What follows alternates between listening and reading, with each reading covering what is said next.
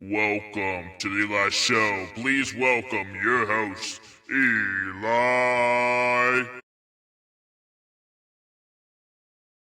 Sorry for the delay right there. Just a little bit of testing out going on. And it's another podcast, another week, and little icy over there. I'll tell you what, it's been a great week, a great weekend for many. If you're in school, it's e-learning the past few days up in the upstate. But, it's been amazing out there. So, what a crazy weekend of football. NFL, we have the Super Bowl matched up.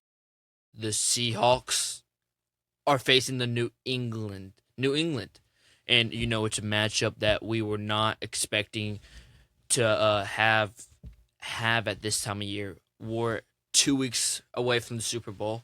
Next week's the Pro Bowl. Shador Sanders is in the Pro Bowl now, which is, I think, a little crazy because you look at his stats, not great. More interceptions than touchdowns. It's a flag football game, so that would be great. It's really picks after picks after picks, and I'm sad they went away from the Manning brothers for coaching. Now it's two old guys. No offense if you're listening, but it was crazy, And Broncos had a chance right there. They could have taken up 10-0, and instead, they didn't take up 10-0, and they chose to do something. They chose to go for it with the second-string quarterback that hasn't started games since 2023, and they said, "Yeah, let's go for it on 4th and 1." On the 20-yard line, I think it was. Bad coaching right there, and that ended up costing the game for him. But that's not why they lost. You can't blame it on the weather either. But when it's a tight game, 10-7 was the final score. I think I got that right. But crazy, blizzard happened there. Blizzard happened here, basically, ice storm. Really went crazy, but no, it wasn't bad. And if you're watching, I'm basically a meteorologist. Right here. I don't have a green screen, but some snow coming our way on Saturday possibly. But crazy football, crazy coaching, and Bills hired their new coach, the offensive coordinator. A little bit of a not the greatest job. I feel like that was there. And NFL, I'm just saying, you fire one person, you get another person, basically same qualifications. And I was listening to the herd, this afternoon. I was eating lunch, and he said, you don't want a coach that has great play calling anymore. You want a CEO that does play calling on the side. And I tell you what, he's completely right. You don't want someone that does good plays, because Andy Reid can do that each year, and they've shown that. But we're in a new age of football. We're in a new age of basically running a business instead of a team. That's not how I like it, but that's how it's being played out. And I'll tell you what, it's not the best, but it's not the worst when you look at it. And it's they're making more money. They're making billions of dollars of companies. They're basically their own company, a multi-million-dollar company with people in it that literally are becoming millionaires by the contract. And that's when the cap comes in. And and the MLB's a different story because it's not a business. It's actually a team. It's an organization. And your manager should not be the CEO. And now you're looking at sports that look how high the NFL is. Now college is creeping up. They're going into business now. NBA is slowly getting up there too. But now you got down here, MLB. Over 100 regular season games. The World Series is 7 games. It's not die or go home. You have another chance. And another chance. And even another chance. And that's not what Americans, as we know, we don't have the span to sit there every other night to watch a World Series game. Yeah, we have teams, but then if you live in an area like New York, they don't really have one of those teams. It's It's a little crazy, you know? And if you think about it, if you think about the point of which has the sports separated into more of a business than just a game. And, another thing, I was listening to the Herd again. Great points over in Colin. You can listen to him every afternoon on weekdays from 12 to, I think, 3, even on the Fox Sports Radio. But I'll tell you what, the SEC does not have the money that some Big 12 teams do. Some of these northern teams do. And we talked about this before. Money is the game. And you look at the NFL now, and money is a part of coaching. See, if you have a team like New England, a quarterback that's still in the rookie deal, you have a team like Seattle, new coach, you don't have a ton of players that take a ton of money, and then the board's open, And the Bills have never really had that if Josh Allen was on their team, because they have a few expensive pieces. And you think about your life, would you rather have a lot of cars, a lot of cheap cars, or would you rather have one or two nice cars? Now, most people will say one or two nice cars because who needs all those other cars? But then there's going to be one day when it breaks down, or one day when it's in the shop, or one day you're traveling and I don't want to put mileage on that car, so I'm going to do it on this car. You have those pieces, and the car analogy is not the greatest because I don't own that cars. Not many people own 100 cars. But you're thinking as a coach perspective, and you're thinking as a business decision. If you're on the top and you're a GM, who do I hire? Who do I get rid of? How do I make more money? How do I win a championship? Two things. It starts wars. It fires coaches. Money and glory. And those two factors, those two factors is what wins championships, wins ticket pricing, and wins a ton of stuff. But you're not going to have that if you don't have those pieces. But I'll tell you what, I was watching college basketball.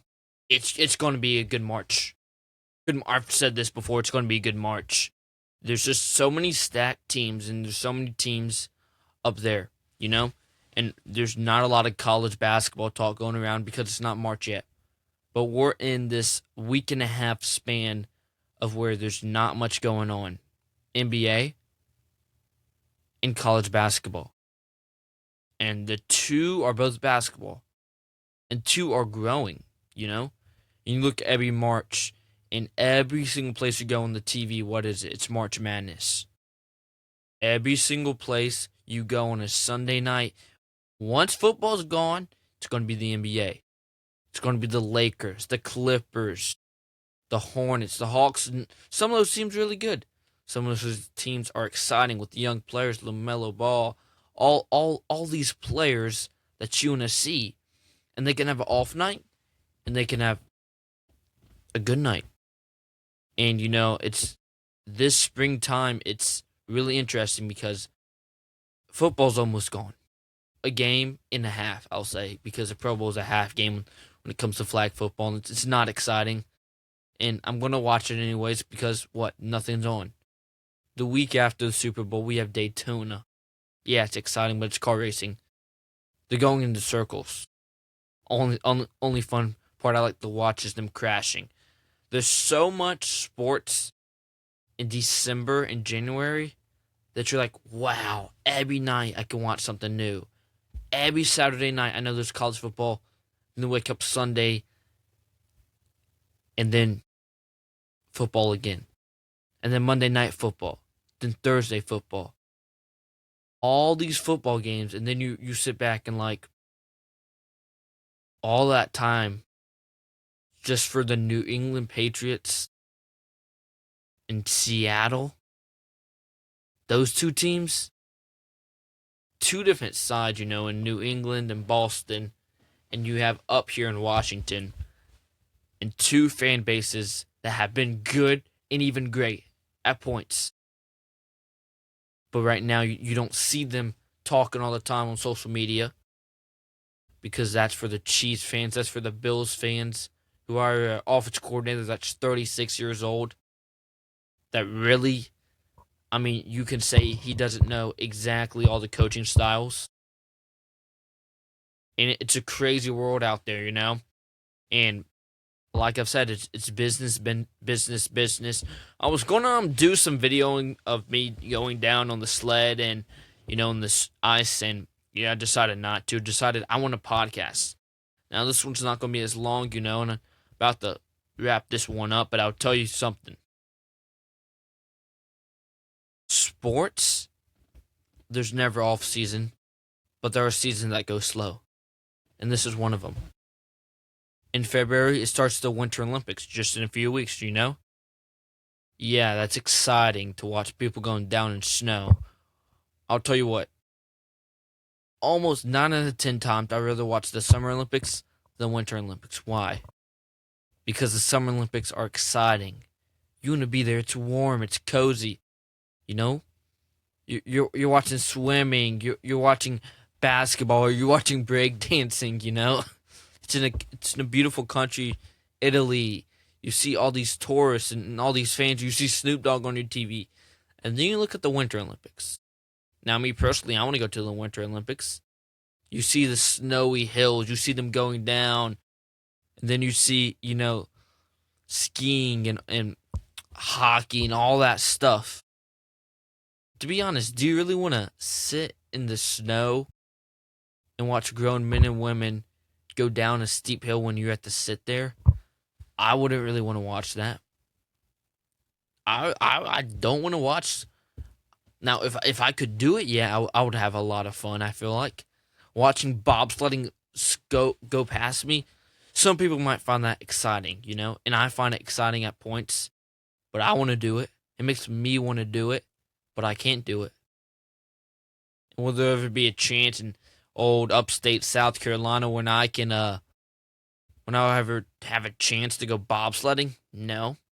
Do you see basketball? Yeah. Neighborhood swimming team? Yeah. Diving? Not really. Track? Yeah, I can do track. There's so much stuff. Flag football?